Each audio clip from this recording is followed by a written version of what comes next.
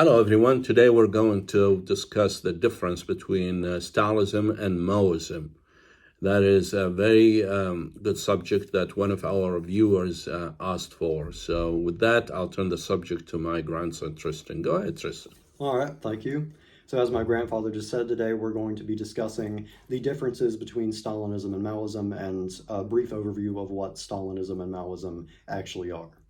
So to start the differentiation, Stalinism is a philosophy obviously conceived by Joseph Stalin, and it includes elements such as, listing contradictions of imperialism. So this is, inherently contradictory elements within, imperialistic relationships between countries.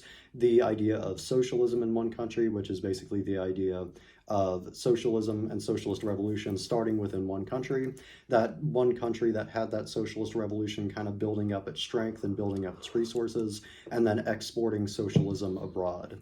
And, the other idea that Stalin conceived of, basically, what a nation is. So basically a nation is like, common geography, common language, common culture, common, economy, common economic structures, stuff like that.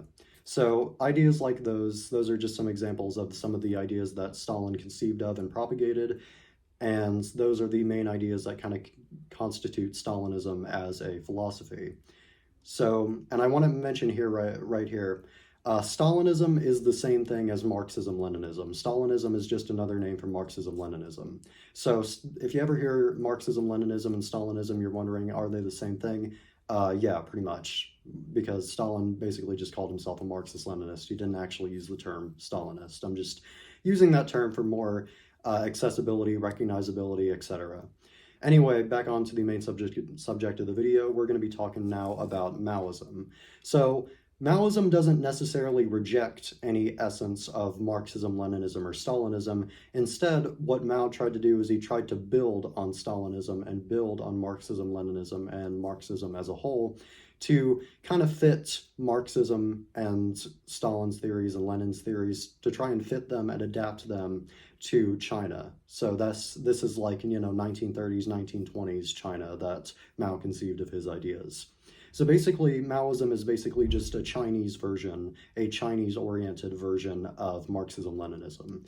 And this Chinese-oriented version of Marxism-Leninism includes ideas such as the mass line, which is that ideas from the masses, which is the general population, will be taken in by the vanguard party. The vanguard party will then differentiate these ideas between revolutionary, semi-revolutionary, and reactionary ideas, throw out the reactionary ideas, fix up the semi-revolutionary ideas, and adopt the revolutionary ideas into their party line. The idea of protracted people's war, which is Mao's unique idea about how revolution would work within China specifically. Mao's, kind of contribution to dialectics and stuff like that. There's also the idea of the Cultural Revolution, where not only the economic base of a society needs to be revolutionized, so not only socialist economy needs to be instituted, but also a new socialist culture needs to be instituted to kind of keep a socialist society from falling back into capitalism. So those are the main ideas that constitute Maoism. And as I've said before, Maoism and Stalinism, they're not contradictory to each other. They're not in opposition to each other.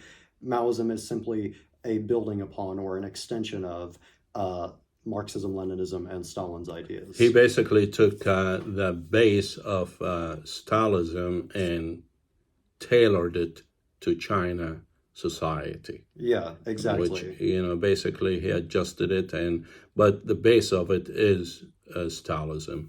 Yeah, exactly. That's exactly right. Thank you.